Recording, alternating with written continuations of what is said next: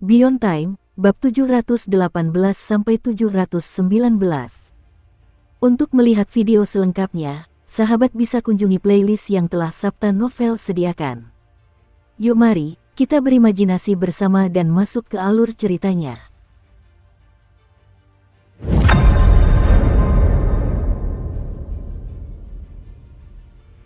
Dunia Wanggu sangat luas dan tak berujung. Wilayah besar gelombang suci di selatan hanyalah sebagian kecil dari seluruh benua. Wilayah itu jauh lebih kecil dibandingkan inti dari Wanggu. Namun, sebelum malapetaka para dewa turun, wilayah ini masih bisa dianggap terkenal. Meskipun terpencil, wilayah ini terhubung dengan wilayah surga roh di utara, wilayah pengamatan bulan di barat, dan di barat laut terdapat jalur gurun kuno yang mengarah ke wilayah mistik api. Selain itu, karena berbatasan dengan laut terlarang di sisi tenggara dan timur laut, wilayah ini sangat kaya akan perdagangan maritim dan sumber daya. Pada puncaknya, wilayah ini bahkan dianggap sebagai salah satu dari 10 wilayah teratas umat manusia. Namun, kedatangan wajah dewa yang terfragmentasi mengubah segalanya. Apa yang dibawa oleh laut terlarang yang tak terbatas ke wilayah gelombang suci yang luas bukanlah lagi kesuburan, melainkan zat-zat anomali dan bahaya yang tak berujung.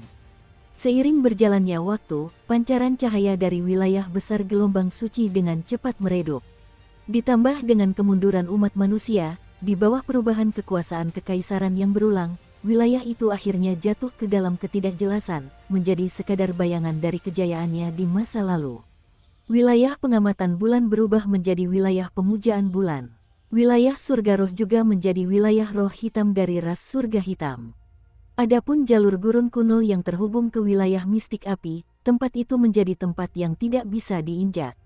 Ini karena wilayah mistik api tidak lagi menjadi milik umat manusia dan telah menjadi perbatasan ras langit mistik bulan api. Hal ini berlangsung hingga munculnya kerajaan ungu hijau, yang merevitalisasi wilayah yang redup ini, memancarkan cahaya cemerlang seperti langit berbintang, membuat hati berbagai ras di benua Wanggu gemetar. Namun, itu hanya sesaat. Dengan kematian tragis putra mahkota ungu hijau, semua kemegahan itu berubah menjadi asap. Meskipun pangeran ketujuh telah tiba, ras langit hitam telah dikalahkan, dan adipati agung gelombang suci generasi ini telah memilih untuk kembali. Semua ini hanyalah riak kecil. Dalam konteks seluruh benua Wanggu, dampaknya tidak terlalu besar. Peristiwa-peristiwa ini jelas tidak cukup penting untuk menimbulkan kehebohan di seluruh Wanggu.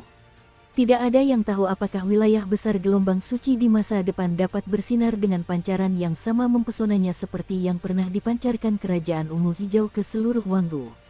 Saat ini, di bagian utara wilayah besar gelombang suci, di dalam wilayah roh hitam yang dulunya merupakan wilayah surga roh, perang berkecamuk dengan hebat. Melihat sekeliling di langit dan bumi yang sangat terang, garis pertahanan ras surga hitam secara bertahap runtuh.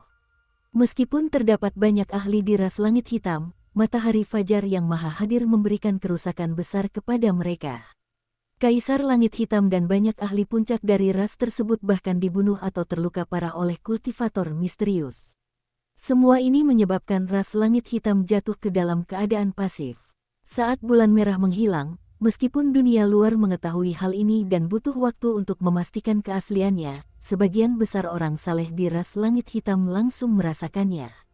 Perasaan ini memperburuk keadaan, menyebabkan ras langit hitam jatuh ke dalam kesedihan. Dibandingkan dengan kelemahan ras langit hitam yang belum pernah terjadi sebelumnya, perang yang dilancarkan oleh umat manusia kali ini sangat dahsyat. Tidak hanya Raja Tianlan yang ikut serta, tetapi di luar dua wilayah besar ras langit hitam, total 13 Raja Langit turut bertindak. Mereka menyerbu dua wilayah besar ras langit hitam dari 13 arah. Terutama Raja Dongding, sebagai Raja Langit dari klan Ibu Putri ketiga, kekuatannya sangat mencengangkan. Memimpin serangan secara pribadi, ia memberikan tekanan yang signifikan pada ras langit hitam. Hal ini memberikan tekanan yang besar pada Raja Tianlan. Untuk mendukung Pangeran Ketujuh, klan mereka telah membayar harga yang sangat mahal untuk mendapatkan persetujuan diam-diam dari Kaisar Manusia. Salah satu syarat dalam pembayaran ini adalah dia perlu menaklukkan setengah dari wilayah roh hitam. Inilah juga alasan mengapa Raja Tianlan merekrut semua kultivator di wilayah tersebut setelah datang ke wilayah gelombang suci yang luas. Baginya, hidup dan mati orang-orang di wilayah gelombang suci yang luas tidaklah penting. Paling-paling, mereka akan digantikan di masa depan. Yang terpenting sekarang adalah mereka harus memenangkan perang ini. Hanya dengan begitu Pangeran Ketujuh benar-benar bisa mengubah tempat ini menjadi wilayah kekuasaannya. Jika dia ingin menang, bawahan yang dibawanya saja tidak cukup. Dia masih perlu menggunakan seni abadi terlarang. Teknik ini membutuhkan darah dan jiwa makhluk hidup. Oleh karena itu, perintah wajib militer terus-menerus dikeluarkan oleh Pangeran Ketujuh. Ada juga regu-regu yang bertugas melakukan wajib militer yang secara paksa merekrut tentara dari seluruh wilayah yang luas tersebut. Jika mereka tidak patuh, mereka akan dilaporkan kepada Pangeran Ketujuh. Pangeran Ketujuh, yang bertanggung jawab atas urusan administrasi, akan mengatur agar para penjaga menghabisi mereka. Hal ini telah berlangsung selama setengah tahun. Seluruh makhluk hidup dari berbagai ras di wilayah gelombang suci yang luas menggunakan nyawa mereka untuk memperluas medan perang melawan ras langit hitam. Perekrutan paksa ini juga dilakukan di Kabupaten Fenghai. Menghadapi kebenaran dan Raja Langit, mustahil bagi Kabupaten Fenghai untuk membangkang. Meskipun mereka tahu bahwa Raja Tianlan telah menyimpan pasukan elitnya, dan menggunakan darah dan daging mereka untuk melancarkan mantra terlarang, mereka tidak berdaya untuk melawan. Hanya dalam waktu setengah tahun, 5 gelombang pasukan telah dikirim ke medan perang. Pada kelompok kelima, setengah dari mereka adalah pemegang pedang. Bagi Kabupaten Fenghai, yang baru saja mengalami perang besar, ini adalah masa ketidakstabilan. Banyak sekte dan ras di kabupaten tersebut memilih untuk berpindah pihak dan bergabung dengan Pangeran Ketujuh. Kabupaten Fenghai juga tidak memiliki kemampuan untuk mengorganisir pasukan gelombang ke-6 kecuali mereka mengirimkan pemegang pedang yang tersisa dan bibit dari berbagai sekte. Namun, dalam hal itu, Kabupaten Fenghai tidak akan memiliki masa depan. Namun, perbedaan status dan kekuatan antara kedua belah pihak menyebabkan Kabupaten Fenghai tidak punya pilihan selain menyerah. Pada saat ini, di luar Kabupaten Fenghai, sekelompok kultivator yang membawa perintah wajib militer dari Pangeran Ketujuh menjulang ke langit. Jumlah mereka mencapai 10.000 dan terbagi menjadi 2 kelompok. Satu kelompok berada di depan dan mengenakan jubah hitam dengan pedang emas yang disulam di atasnya saat mereka terbang di langit. Di antara kelompok orang ini, ras manusia menempati lebih dari setengahnya. Ada juga beberapa makhluk non-manusia. Mereka semua adalah kultivator dari berbagai sekte dan ras di Kabupaten Fenghai. Setelah mereka memilih untuk membelot dan bergabung dengan Pangeran Ketujuh, identitas mereka berubah. Sekarang, di bawah perintah Pangeran Ketujuh, mereka seperti utusan kekaisaran, datang ke sini untuk merekrut tentara secara paksa. Saat itu, dengan ekspresi santai dan percakapan kasual, sebagian besar dari mereka menatap kabupaten laut tertutup dengan jijik, dan beberapa bahkan mencibir.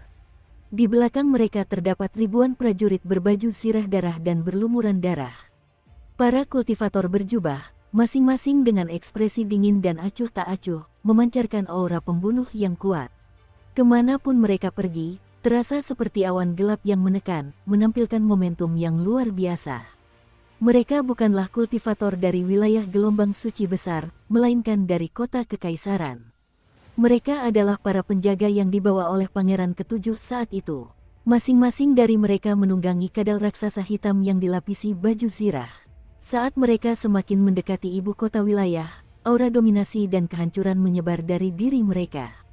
Di antara 10.000 petani, terdapat kanopi tinggi yang menjulang, dan di bawahnya, seekor gajah terbang berwarna putih tampak sangat mencolok. Duduk di atas gajah putih itu adalah seorang pria parubaya yang mengenakan baju zirah. Penampilannya biasa saja, tetapi ketika dia membuka dan menutup matanya, cahaya tajam dan dingin melesat melewatinya. Terdapat lebih dari 10 sosok berbaju zirah emas di sekitarnya, dan masing-masing memancarkan fluktuasi energi nihiliti yang mengerikan, menyebabkan awan hitam terbentuk di langit.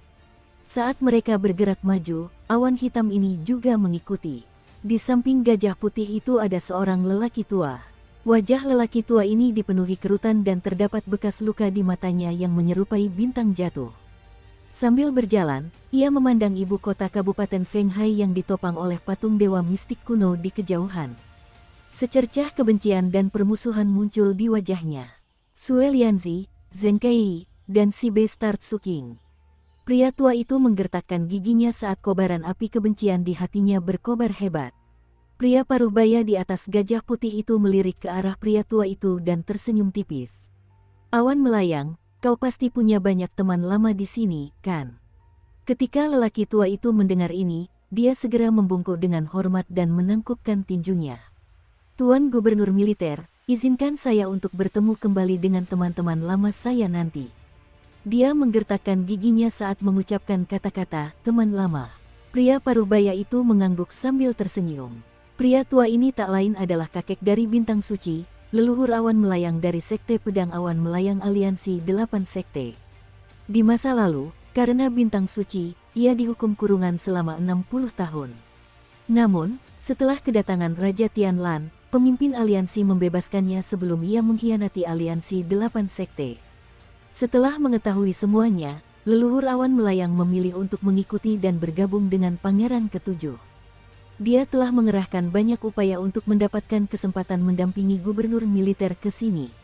Dia tidak khawatir Kabupaten Fenghai akan melakukan perlawanan karena dalam situasi saat ini, perlawanan justru akan mempercepat kehancurannya. Bahkan, dia sangat menantikannya. Jika mereka melawan, mereka pasti akan mati. Bahkan jika mereka tidak melawan, yang menunggu mereka hanyalah kematian. Sayang sekali, cucuku jelas memiliki potensi untuk menjadi penguasa kuno. Namun, bajingan Su King itu iri dengan potensi cucuku dan dengan keji menganiayanya. Dan putraku meninggal secara tragis karena Zheng Kei. Akar dari semua ini adalah Sue Lianzi. Seluruh keturunanmu harus mati. Niat membunuh di mata leluhur awan melayang sangat kuat. Dia menatap Kabupaten Fenghai di depannya dan melambaikan tangan kanannya. Seketika, awan hitam di langit bergejolak mengikuti pikirannya, membentuk kilat yang melesat melintasi langit dan berkumpul menjadi naga petir raksasa. Dengan raungan yang memekakkan telinga, naga itu langsung menuju ibu kota Kabupaten Fenghai. Ia ingin mencabik-cabiknya. Dalam sekejap, naga petir tiba di udara di atas ibu kota. Tepat sebelum mendarat, sesosok muncul di depan naga petir dan menekan ke bawah. Naga petir itu terhalang. Seberapapun ia berjuang, itu sia-sia. Pada akhirnya, ia meledak, membentuk hujan petir berbentuk busur yang menyelimuti Kabupaten Fenghai. Seluruh Kabupaten Fenghai hening. Semua manusia diminta untuk tetap di rumah dan tidak keluar. Hanya para kultivator dari 3 istana dan para elit dari berbagai sekte yang dianggap bersedia hidup dan mati bersama Kabupaten Fenghai yang menatap langit dengan amarah. Di antara mereka terlihat Yao Yunhui, Li Sitao, murid-murid 7 mata darah, dan banyak lainnya yang dikenal Su King. Namun, kakak laki-lakinya yang kedua tidak ada di sana, begitu pula Kong Xianglong. Saat pasukan tiba dengan momentum yang menekan, awan hitam di sekitarnya bergolak semakin hebat. Dari kejauhan, dibandingkan dengan mereka, Kabupaten Fenghai seperti perahu sendirian di tengah ombak yang mengamuk dan bisa terbalik kapan saja. Di dalam militer, pria paruh baya di atas gajah putih itu menguap dan berkata dengan santai. Kau paling tahu seberapa kuat fondasi Kabupaten Fenghai. Kau punya waktu 15 menit untuk menyelesaikan wajib militer. Aku masih harus pergi ke tujuan selanjutnya. Sambil berbicara, ia mengambil sebuah buku kuno dan mulai membaca. Seolah-olah ia sama sekali tidak peduli dengan apa yang akan terjadi selanjutnya. Para prajurit dan kultivator tempur di sampingnya juga menatap dengan dingin. Hanya para kultivator di depan yang berasal dari Kabupaten Fenghai yang berteriak dengan lantang, termasuk leluhur awan melayang. Dia menatap orang yang telah menghancurkan naga petirnya dengan niat membunuh. Zheng Kei, orang tua di udara itu tak lain adalah Tuan Tua Ketujuh. Dia menatap pasukan itu dengan ekspresi muram. Dia melambaikan tangannya sedikit dan menyebarkan busur petir di telapak tangannya. Pada saat yang sama, di belakangnya, sosok-sosok muncul satu demi satu. Pertama, ada Markis Yao, kemudian 3 master istana berikutnya, para diakon dari berbagai istana, dan bahkan para ahli dari berbagai sekte. Semua kultivator nihilitas muncul di langit. Sue Lianzi, Nenek Yan Yan, dan 3 pemimpin sekte dari aliansi 8 sekte juga terlihat hadir. Ekspresi mereka semua tampak muram. Namun, dibandingkan dengan sebelum Su King pergi, jumlah mereka yang terlihat sekarang jauh lebih sedikit. Mereka yang tidak hadir telah berganti pihak atau gugur dalam pertempuran.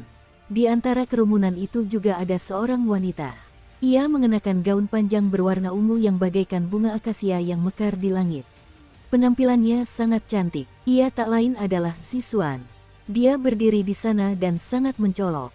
Terlebih lagi, dari posisinya, jelas terlihat bahwa statusnya berbeda dari yang lain dan bahkan lebih tinggi. Namun, tampak ada kerutan di wajahnya, membuatnya terlihat sedikit murung. Dia menatap dingin ke arah leluhur awan melayang dan pasukan di belakangnya. Seluruh Kabupaten Fenghai hening. Kedatangan pasukan tersebut menimbulkan tekanan besar yang menyelimuti seluruh penduduk Kabupaten Fenghai. Bukannya mereka tidak ingin mengirimkan pasukan, tetapi mereka sudah mencapai batas kemampuan mereka. Yao Tianyan, Zheng Kei, sungguh berani. Leluhur awan melayang melangkah keluar dan berdiri di depan pasukan. Matanya dipenuhi niat membunuh dan kegembiraan yang belum pernah terjadi sebelumnya muncul di hatinya saat dia mencibir. Sudah 7 hari sejak Pangeran ke-7 mengirimkan perintah wajib militer. Sementara medan perang berada dalam krisis, dengan banyak korban di pihak kita, Kabupaten Fenghai hanya peduli pada diri sendiri. Pelestarian dan tidak bersedia mengirim satupun tentara atau memberikan kontribusi dalam bentuk apapun. Tindakanmu sama saja dengan bersekongkol dengan musuh. Kau adalah sampah umat manusia. Hari ini, gubernur militer telah tiba secara pribadi. Jika kalian masih menolak untuk melihat akal sehat, lalu apakah Kabupaten Fenghai masih menjadi bagian dari umat manusia? Apakah kalian masih memiliki kaisar manusia di atas kepala kalian? Dukung terus channel YouTube Sabta Novel. Apakah tujuan mulia klan manusia masih ada di hati kalian? Leluhur awan melayang telah mengalami terlalu banyak hal dalam hidupnya, lama memupuk kebijaksanaan yang mendalam. Kata-katanya dipenuhi dengan kebenaran. Setiap ungkapan terikat erat dengan umat manusia, jauh melampaui perbandingan individu biasa. Pada saat itu, kata-kata penuh semangat itu bergema. Bahkan pria parubaya di atas gajah putih itu mengangkat kepalanya dengan sedikit kekaguman di matanya. Ketika penduduk Kabupaten Fenghai mendengar ini, mereka semua dipenuhi kesedihan dan kemarahan. Sebagian besar kultivator dari ketiga istana memiliki ekspresi pucat pasi. Mereka menggertakkan gigi dan mata mereka dipenuhi amarah. Di langit, Markis Yao melangkah maju, tampak marah. Kau bilang bahwa Kabupaten Fenghai ku hanya tahu cara melindungi diri sendiri dan tidak mau mengirimkan satupun tentara. Dalam setengah tahun terakhir, Kabupaten Fenghai ku telah mengirimkan 5 gelombang pasukan, masing-masing berjumlah 1 juta orang. Bahkan kepala istana Observans, serta banyak diaken dari 3 istana pun ikut dikirim. Jutaan tentara ini adalah harapan masa depan Kabupaten Fenghai dan satu-satunya pasukan kita yang tersisa. Kami sudah berada di ujung batas kesabaran. Sekarang, kau di sini, memutarbalikkan kebenaran. Kau terus berbicara tentang kebenaran umat manusia. Beranikah aku bertanya berapa banyak dari 5 kelompok yang direkrut dari Kabupaten Fenghai yang masih hidup? Kepala istana ketaatan serta banyak diaken gugur dalam pertempuran di negeri asing itu. Bukankah mereka gugur demi kebenaran umat manusia? Kabupaten Fenghai kita telah mengalami banyak hal dalam beberapa tahun terakhir. Kita adalah pihak yang memikul beban invasi gelombang suci. 3 master istana gugur dalam pertempuran, dan gubernur kabupaten meninggal tanpa alasan. Pangeran ke-7 datang untuk menjarah rampasan perang, seolah-olah datang untuk menyelamatkan kita, tetapi semua orang memahami kebenarannya. Bukankah kematian 5 kelompok anak-anak Kabupaten Fenghai kita sudah cukup? Mungkinkah bahkan percikan terakhir kita pun harus dipadamkan? Markis Yao berbicara dengan hikmat.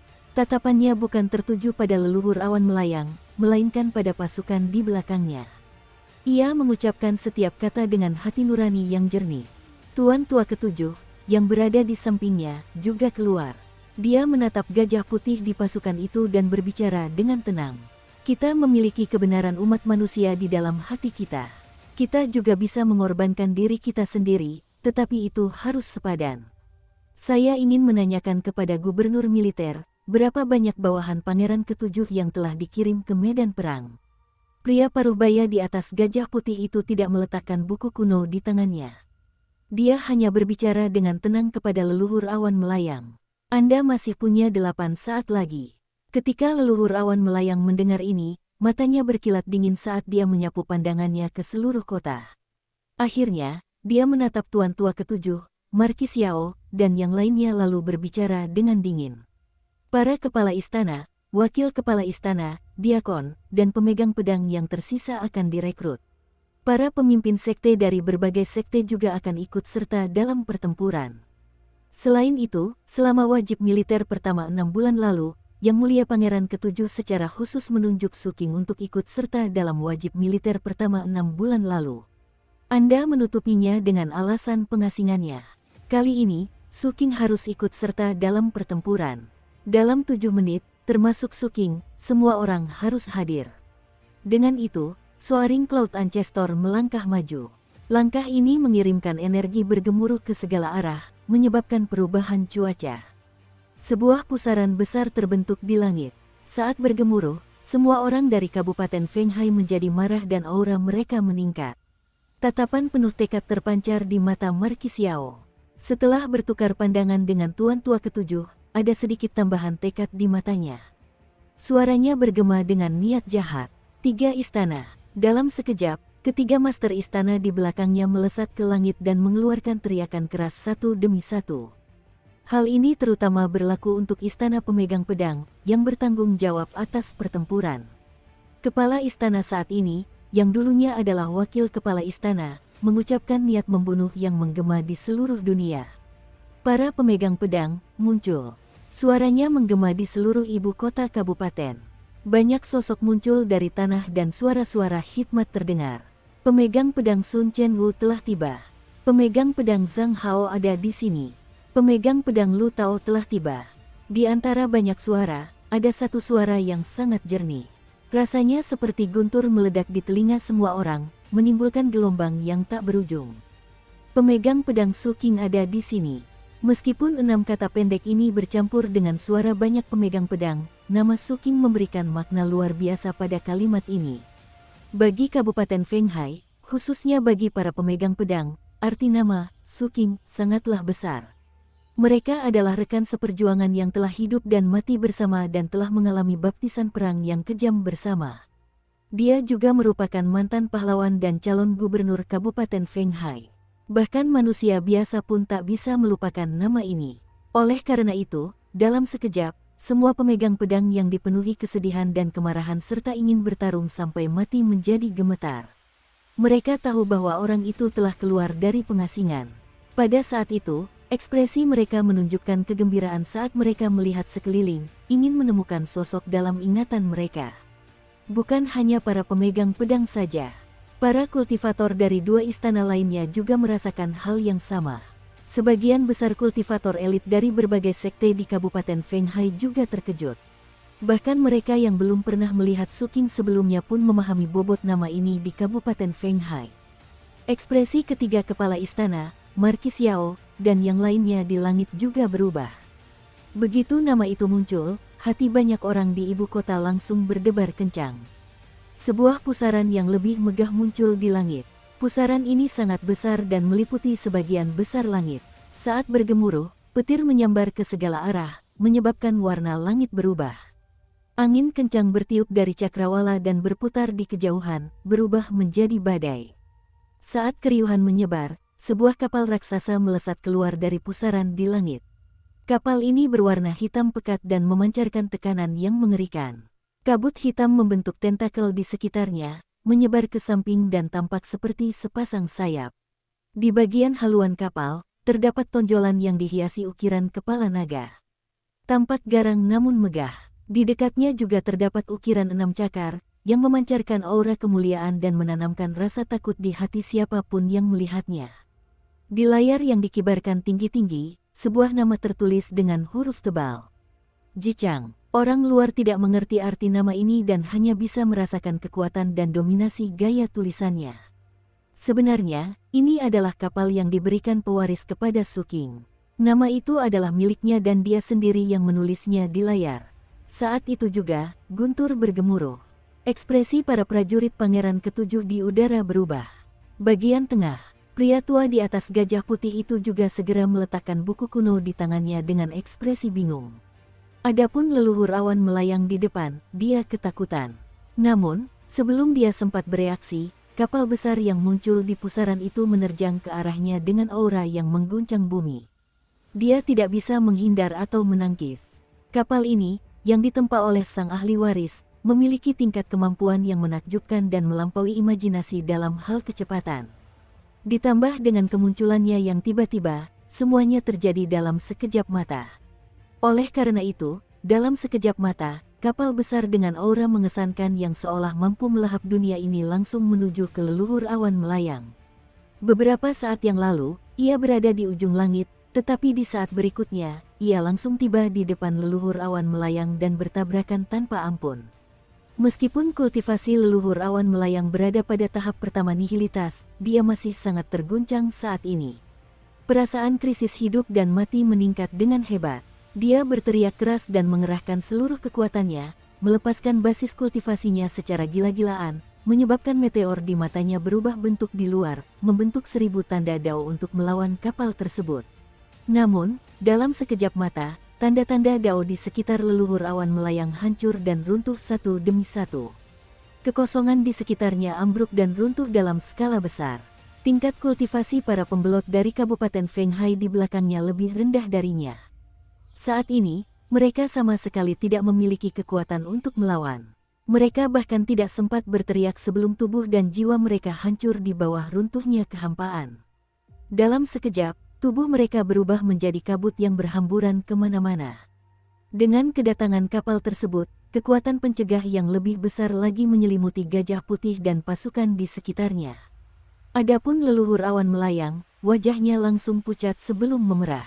Urat-urat di dahinya menonjol dan akhirnya ia memuntahkan seteguk besar darah. Suara yang memilukan terdengar saat tubuhnya terhempas dengan keras. Saat ia terdorong mundur, dadanya kolaps dan tubuhnya retak, menyebabkan darahnya menyembur terus-menerus. Energi kultivasinya juga tersebar, tidak mampu berkumpul kembali. Dan tubuhnya tertarik oleh kekuatan kapal, meskipun dia mencoba mundur, sulit baginya untuk mengimbangi kekuatan tersebut dan kecepatannya sangat terpengaruh. Dan ini bukanlah akhir. Pada saat leluhur awan melayang terluka parah akibat tabrakan, sesosok makhluk melesat keluar dari kapal raksasa itu. Orang ini memancarkan cahaya biru yang menyilaukan, menerangi langit dan bumi, seperti meteor biru yang melesat langsung menuju leluhur awan melayang. Sosok itu berbicara dengan bangga. Pemegang pedang Chen Erniu telah tiba. Saat dia berbicara, meteor biru itu menyusul leluhur awan melayang. Sebuah wajah muncul di mata sang kapten, dan lebih banyak wajah muncul di mata wajah itu, bertumpuk lagi dan lagi. Sejumlah besar tentakel biru kecil muncul di tubuhnya dan berkumpul di tangan kanannya, menyerang tanpa ampun. Di tengah gemuruh, leluhur awan melayang memuntahkan seteguk darah lagi. Dia ingin melawan dan melakukan serangan balik, tetapi dalam sekejap mata, sosok kedua terbang keluar dari perahu besar itu. Awalnya, sosok ini seukuran orang biasa, tetapi di saat berikutnya, dagingnya terkoyak, berubah menjadi raksasa yang sangat besar. Itu adalah wujud dewa tingkat pertama Suking. Tubuhnya adalah tubuh kaisar hantu dan sangat megah. Dia mengenakan mahkota kaisar dan memancarkan aura keagungan kekaisaran. Cahaya keemasan yang menyilaukan terpancar dari tubuhnya dan berubah menjadi warna pelangi di sekitarnya. Tungku dao surgawi terletak di jantungnya dan terus berdetak. Setiap detaknya seperti kilat surgawi dan bahkan meletus dengan kobaran api yang membakar seluruh tubuhnya. Sebuah tombak hitam yang dikelilingi oleh kilatan petir yang tak terhitung jumlahnya muncul di samping Suking. Dia meraihnya dan melangkah maju, membangkitkan aura mengerikan dan melemparkannya ke arah leluhur awan melayang. Dengan suara mendesing, tombak hitam ini menembus kehampaan, menghancurkan segalanya. Tombak itu muncul di depan leluhur awan melayang dan menembus dadanya. Tangisan yang lebih memilukan terdengar dari mulut leluhur awan melayang. Sebuah lubang besar muncul di dadanya dan tanda daunnya menyebar, terbakar satu demi satu. Rasa sakit yang tak terlukiskan menyebar ke seluruh tubuhnya, matanya memerah. Perasaan krisis hidup dan mati menjadi semakin intens. Pikirannya kosong, hanya menyisakan tekad untuk bertarung mati-matian. Dia hendak mengumpulkan kultivasinya yang tersebar dengan segala cara, tetapi bagaimana mungkin kapten memberinya kesempatan seperti itu? Hampir bersamaan dengan tombak menembus, sosok kapten mendekat lagi. Anjing surgawi dan cahaya biru berkedip-kedip saat ia melahap dengan kejam. Seluruh tubuh leluhur awan melayang bergetar hebat dan tubuhnya dengan cepat berubah menjadi patung es. Sejumlah besar energi kehidupan tersedot keluar secara tak terkendali dan menyatu ke dalam diri sang kapten. Semua ini membuat leluhur awan melayang menjadi gila. Namun, itu sia-sia. Su King sudah mendekat dan dia meninju patung es itu dengan sekuat tenaga. Dengan suara dentuman keras, patung es itu hancur dan darah menyembur keluar dari seluruh tubuh leluhur awan melayang. Rambutnya acak-acakan dan dia dalam keadaan yang menyedihkan. Ini adalah hal yang belum pernah terjadi sebelumnya baginya. Sang kapten bergegas mendekat lagi. Koordinasinya dengan Su King sangat sempurna. Mereka berdua menyerang bersama dan melancarkan bombardir yang terus-menerus dan kuat terhadap leluhur awan melayang dalam waktu singkat ini. Gubernur militer dan pasukan di sekitarnya ingin membantu, tetapi Tuan Tua Ketujuh dan yang lainnya juga meledak dengan aura mereka. Segera setelah itu, leluhur awan melayang mengeluarkan raungan yang memekakkan telinga, auranya melonjak, seolah-olah menunjukkan upaya terakhir, tetapi alih-alih menyerang, dia mundur. Dari sini, dapat dilihat bahwa serangan Su King dan sang kapten bahkan membuat leluhur awan melayang ketakutan. Namun, dia tidak punya kesempatan. Seluruh tubuh sang kapten bergetar dan cahaya biru yang menyebar darinya seperti lautan. Cacing biru yang tak terhitung jumlahnya muncul dan menyapu lautan cahaya, membentuk tangan biru besar yang mencengkeram leluhur awan melayang. Di sisi Su King, gas hitam seketika menyembur dari tubuhnya dan mengelilinginya, membentuk perisai hitam. Api dunia bawah berkobar di matanya dan auranya melonjak luar biasa. Ini bukanlah wujud dewa lapisan kedua yang lengkap, dan hanya sebagian saja. Bekerja sama dengan kapten untuk membunuh leluhur awan melayang tidak sebanding dengan mengorbankan daging Dewi Merah untuk melepaskan wujud dewa lapisan kedua sepenuhnya. Sekarang, ini adalah kondisi terkuatnya tanpa mengorbankan daging Dewi Merah. Dalam sekejap mata, keduanya menyerang bersamaan. Dunia bergetar dan kilat surgawi bergemuruh. Saat kehampaan meledak, sosok Su King mendekati leluhur awan melayang. Dia mengangkat tangan kanannya dan gas hitam meletus, mengelilingi tombak dan membentuk bayangan pedang di luarnya, berubah menjadi pedang surgawi. Pedang ini menyapu dan menebas leher leluhur awan melayang. Pembatasan racun menyebar dengan cepat, memengaruhi seluruh tubuhnya dan menyebabkan korosi. Soaring Cloud meratap, tanda daunnya benar-benar menunjukkan tanda-tanda korosi. Pada saat yang sama, tangan biru besar yang berubah bentuk oleh sang kapten juga mencengkeram leluhur awan melayang yang telah dipenggal kepalanya dan meremasnya tanpa ampun. Di tengah suara gemuruh, tubuh awan melayang berubah menjadi daging cincang. Wajah sang kapten muncul dan dia hendak melahapnya. Namun, sesaat kemudian, dia merasakan racun di dalam dirinya dan buru-buru menyerah, lalu menyimpannya saja. Cahaya biru itu juga menghilang pada saat ini, memperlihatkan wujud asli sang kapten. Kemudian, ia melirik Su King dengan getir. Tubuh Su King berubah dengan cepat, kembali ke wujud dewa tingkat pertama. Dia berdiri di sana dan memandang pasukan. Aura jahat di tubuhnya meningkat, menyebabkan dunia menjadi gelap. Suasana di sekitarnya langsung menjadi hening. Tatapan tak terhitung jumlahnya tertuju pada Su King dan sang kapten, dan gelombang suara tarikan napas terdengar berturut-turut. Semua ini terjadi terlalu cepat dan dahsyat. Pikiran semua orang kacau. Spirit Repositories telah membunuh sebuah ketiadaan. Hal ini hampir mustahil terjadi. Namun, semua orang di sini telah menyaksikannya dengan mata kepala sendiri hari ini. Di pihak gubernur militer, gejolak dari 10.000 kultivator sangat hebat. Pria paruh baya di atas gajah putih itu memiliki ekspresi serius dan matanya menunjukkan niat membunuh. Adapun Kabupaten Fenghai, Tuan Tua Ketujuh tersenyum lega. Kemudian ia menatap ke arah wilayah persembahan bulan. Sambil termenung, ia melirik ke langit dari sudut matanya tanpa mengucapkan sepatah kata pun. Sue Lianzi mengelus janggutnya dengan ekspresi bangga yang sedikit mirip dengan ekspresi kapten biasanya. Ekspresi aneh muncul di wajah Marquis Xiao.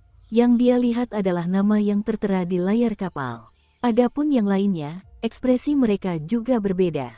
Ketiga master istana, diakon, dan para ahli dari berbagai sekte semuanya berkonsentrasi. Di tanah, riak-riak muncul di hati Yao Yunhui.